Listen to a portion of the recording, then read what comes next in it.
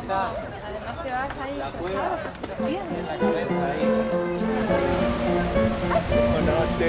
pues te ríes.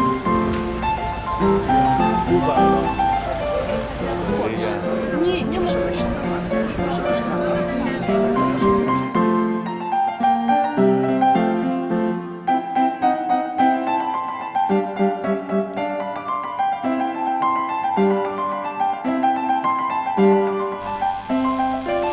To discover all its rooms and galleries, many years of exploration were needed. It's also a very important cave, as it has many traces left by men and women who lived in this region during prehistory. And there are many other clues related to Earth's past, which scientists investigate with great interest. The cave is so important that it is protected by law. That's why that during your visit, you must not touch anything. Remember, just look and enjoy. Are you ready to visit a super cave? Well, you may not have noticed, but you just entered through a prehistoric door, and you're already in the first room of the cave, the hall room. This room, together with the Mina and Torka rooms, are the parts of the cave that humans inhabited during prehistory, because they were the most comfortable, with natural light coming from the sun, and they are less humid than the deepest rooms. In the beginning, men and women were nomads. They moved from one place to another, so the cave was not their home all year long. In fact, they shared the use of the cave with very large animals, the hyenas of the cave, who lived in the cave for only a few months, and when they left, people came to live there. At that time, the beach was much farther away than it is today, about 4 kilometers from the cave, and men and women spent their days hunting and gathering food. They hunted small animals such as rabbits, but also hunted, amongst other things, large herbivorous animals in the area such as deer and ibex. They also ate many wild fruits which they collected from trees and plants, and on the beach they fished and caught shellfish from the sand or rocks such as clams and mussels. They even hunted seals, taking advantage of practically everything. Thousands of years later, human groups learned to raise animals that were wild before and to cultivate the land. Since humans were cultivating their food, they no longer needed to go from one place to another, and that's why they became sedentary. That is to say, they lived all year in the same place, in villages of mud and straw huts built outside the cave. So they used the cave for different things, as a place to make ceramic bowls and for other jobs, or to store cattle, something similar to a stable, where they kept the cattle so they wouldn't escape. In the areas of the cave that were farther from the entrance and more hidden was where they buried the people who died. It's in those places where many burial sites have been found, some with skeletons in the fetal position, which is like when you lie down and curl up your knees and fold your arms. Many years passed until the cave was rediscovered in 1959. At this time, archaeologists began to excavate this part of the cave where we are now. Thanks to their research, we know many things about our prehistoric ancestors. If you look, you'll find them too. They named it Belen, meaning nativity in English, because it has shapes that resemble a Christmas nativity scene. This room is one of the smallest in the cave. If you look towards the ceiling, you'll see the rock in which the cave has formed, and that is marble. If you look closely, you'll see that the marble has many cracks, and perhaps you'll also see water droplets. All of this is important for the cave to form. By the way, do you know how the Nerja cave was formed?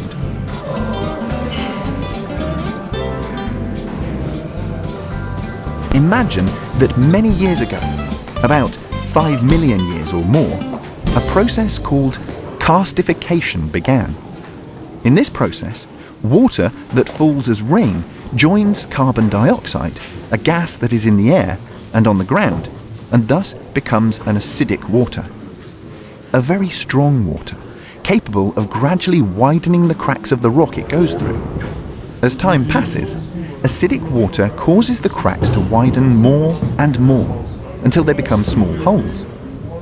These gaps get bigger and bigger until in the end they all come together, forming a great hole where we are now, which is the Nerja cave.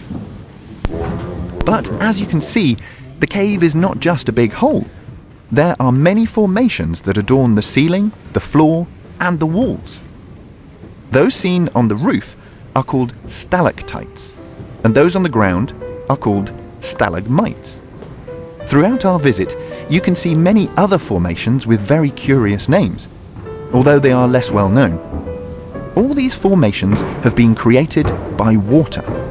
When water and carbon dioxide reach the ceiling of the cave, carbon dioxide escapes, like when you open a can of soda and a little noise is heard when the gas comes out. At that time, the water released the minerals it carried onto the cave roof, the ones it had taken from the rock as it passed through the cracks, and so the stalactites are formed. And when the drops of water fall to the ground, if they still have some mineral, they deposit it on the ground and form the stalagmites. By the way, did you know that in this room there are formations called macaroni? Look closely towards the ceiling and you'll find them, although they're so long that they actually look like spaghetti.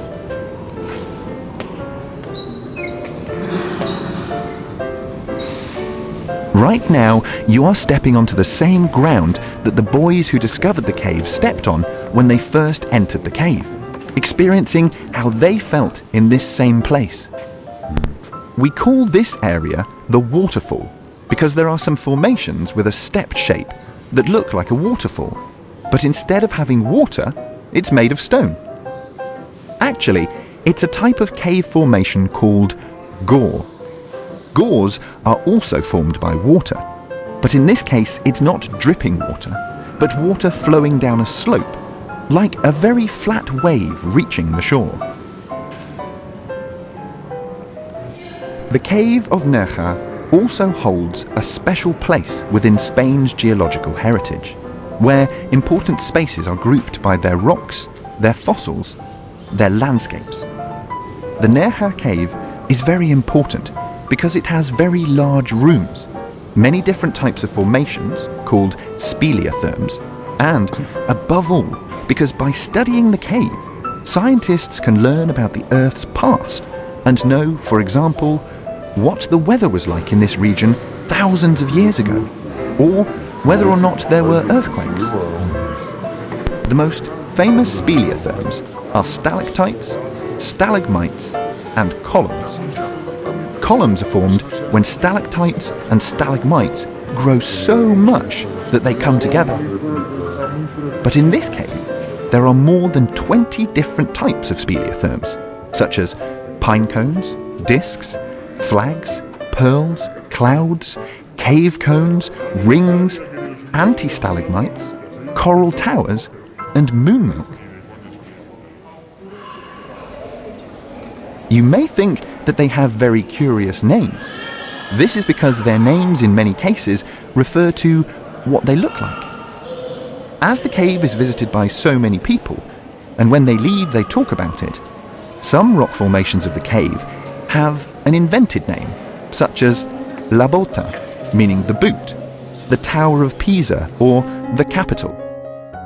Do you remember that this room is also called the ballet room? Many music and dance shows have been held here, with important artists from all over the world.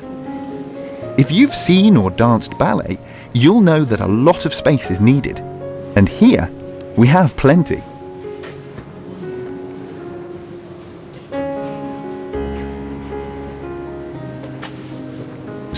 Until we reached where we are now, the Hall of the Ghosts. It was called that because its stalagmites are shaped like ghosts. And also, if they light up in a certain way, their shadows seem like they're going to fly. On January the 12th, 1959, 5 boys from the town of Maro, who were in the countryside, saw a flock of bats, and they decided to follow them to see where they were going. The bats went through a small hole in the ground that people call the Maro Cemetery Mines, and then through a kind of narrow tunnel that the boys had not seen before, which led them to what we call the waterfall room. They were impressed with what they saw inside, It was a spectacular room full of beautiful shapes, all full of stalactites, stalagmites, and columns everywhere, with a very high ceiling. As they were so excited, they decided to continue a little longer, although the road was difficult because they were sinking to the knee in bat's poop. Suddenly, they heard a cracking sound under their feet, and when they looked down, they realized there were human bones. There were 2 skeletons lying on the floor. At that time, what they thought was that 2 boys like them had entered the cave to investigate and had not managed to get out of there. Completely terrified, they left as fast as they could, running until they reached their homes. This was the great adventure lived by these 5 young boys, and the way in which the first rooms of the Nerja cave were discovered. They continued to help in the discovery of new rooms and galleries.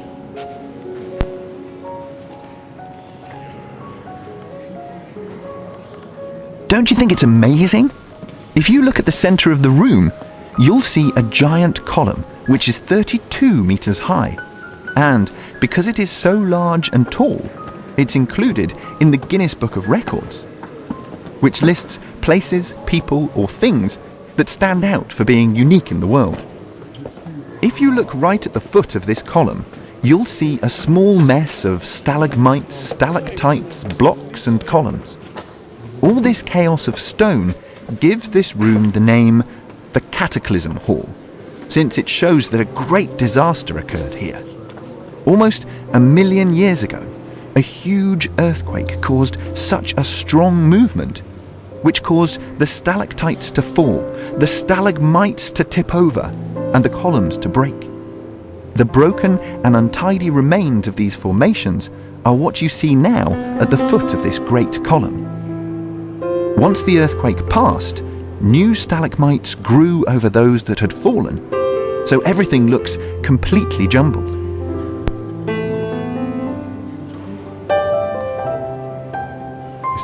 On the rock, on the walls, and in the different formations that are in the cave. To make the drawings on the stone, they first had to create the colours with which to paint. These colours are called pigments. To get each colour, they used different things. For the colour red, they used ochre, an iron ore. To make the black paints, they used charcoal, similar to what we use for a barbecue, and manganese oxide, a black mineral. As you'll see, no blood. To paint, they used fingers, ochre or charcoal pencils, and even a brush. But there's also a very special painting in this room that was painted differently. The prehistoric artist filled his mouth with liquid red pigment and then threw it on the wall, shaking his head as he was drawing several wide-angled lines. In the Cave of Nerja, you will find a lot of very different paintings, more than 600. Most are signs, lines, and points, although there are also paintings of animals, such as a goat, horses, deer, or seals. Paintings of human figures have also been found that, because of the shapes they have, were believed to be dancers, and so they named them dancers. Although after studying them more, they're most likely to be drawings of archers who hunted with bows and arrows. Besides cave paintings, prehistoric people made engravings on the wall of the cave. That's to say, they made lines on the wall, creating shapes and drawings. Although very few have been found to date, it's really hard to see them.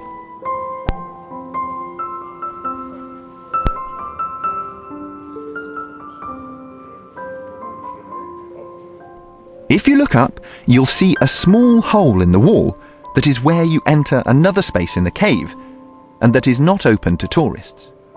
These are the high and new galleries, which have huge rooms located more than 60 meters deep.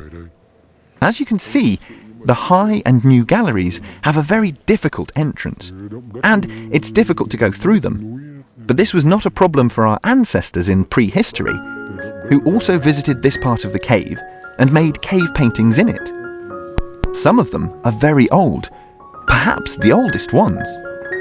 Today, only researchers can enter this area, but to do so, they use special caving equipment with ropes and helmets with flashlights. Thanks to the latest research, we know how our ancestors moved through the cave.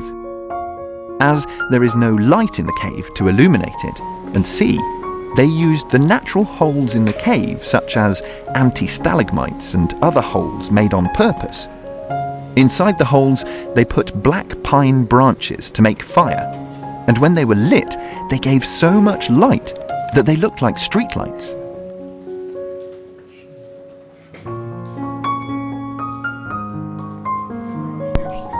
Besides everything we have already seen in the cave is a special and unique place, because in the cave lives a group of small animals called troglobes, who live their entire lives without leaving the cave.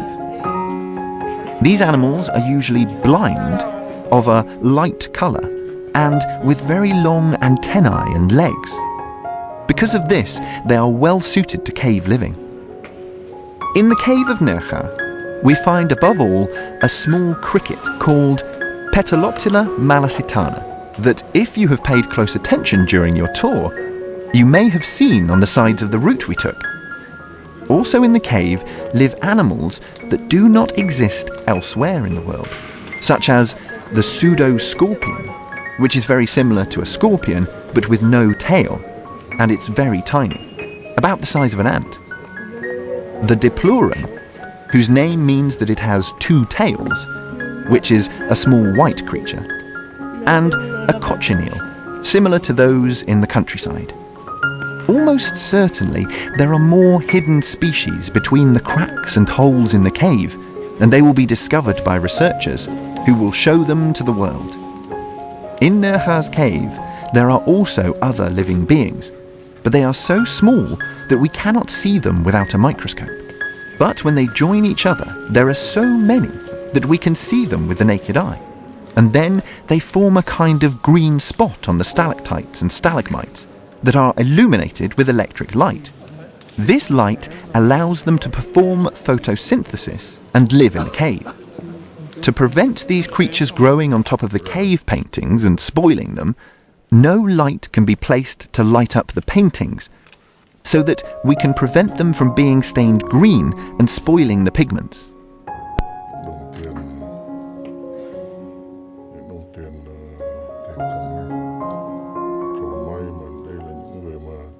And look closely at all the formations that exist until you reach the end of the visit. It's a landscape that's not seen in many places in the world. Does it look like we're on another planet?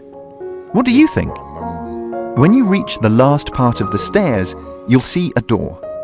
Through it, you come to the Torca and Mina rooms. You cannot enter these rooms because they are closed to visitors, since important excavations are being carried out there. In these rooms, many of the exhibits that you can see in the Nerja Museum were found. If you're going to visit the museum, you can also see something very special. A human skeleton that was found here and is known as Pepita. It will surely surprise you. After you leave the cave, you can still discover many very interesting places. You can visit the Torca Chica, the hole through which the boys first entered the cave, the Torca Grande, from where the cave can be seen from above, and the Detunda Botanical Garden, which has many interesting plants. Or you can go to the village of Maro. You can also walk along the path that is just above where we are now, just as the cave's discoverers did, and enjoy the scenery, with beautiful views of the mountains and the sea. You can also go to Nerja to enjoy its parks and streets, and you can stroll to the balcony of Europe.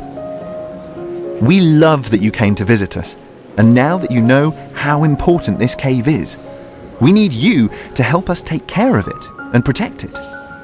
We're counting on you.